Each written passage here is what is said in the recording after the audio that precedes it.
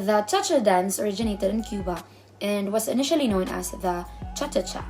The dance gained popularity around the 1950s and was created from two other dances, the mambo and the danzon. While working with a charanga group known as Orchestra America in Cuba performed at dance halls in Havana, Enrique Jordan, a violinist and composer, realized that most of the crowds related the danza mambo rhythm to a much slower mambo dance and thus had hardship adapting the syncopated rhythms.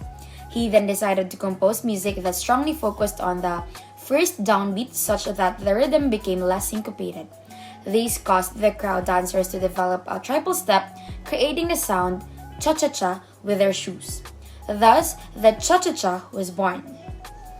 Some, however, maintain that the footwork pattern 1-2 cha-cha-cha has its roots in the vocal imitation of the sound produced by the shoes.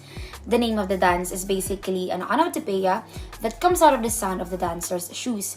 This explains why many call it the cha-cha-cha and some cha-cha.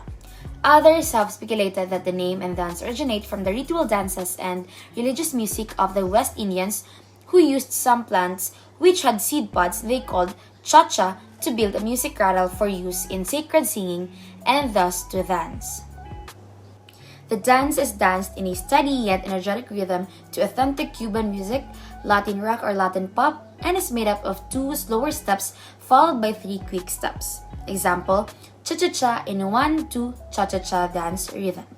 Even though the modern ballroom version of dancing cha-cha gradually continues to evolve with every dance competition, it remains strongly based on its Cuban roots from the 1950s.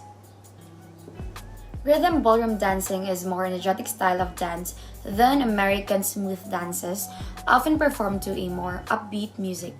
This style of dance is typically performed in the US and Canada with Latin American music and includes dances such as cha-cha, bolero, mambo, rumba, and East Coast swing.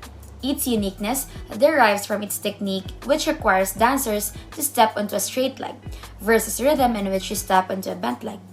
Ballroom dancing consists of 2 styles, the smooth or standard and the rhythm or Latin. The smooth standard style focuses on the elegance, grace, and fluidity of movement. Ballroom dancing builds a better body starting with the fundamentals of exercise. Because you're moving and active, dancing helps build strength and flexibility. While it seems purely fun, dancing helps build strength in the legs through its intricate moves and steps. Though you may not be lifting your partner in the air, partner dancing can be a workout for the arms as well. Flexibility is increased as your range of motion increases with practice. Many beginner ballroom dancers often notice a difference in flexibility as they expand their dance repertoire.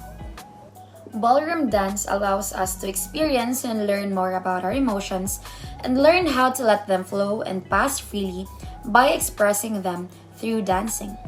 It taught us to be authentic, and one of the greatest powers of the ballroom dance is helping one get in touch with their true nature and become more authentic.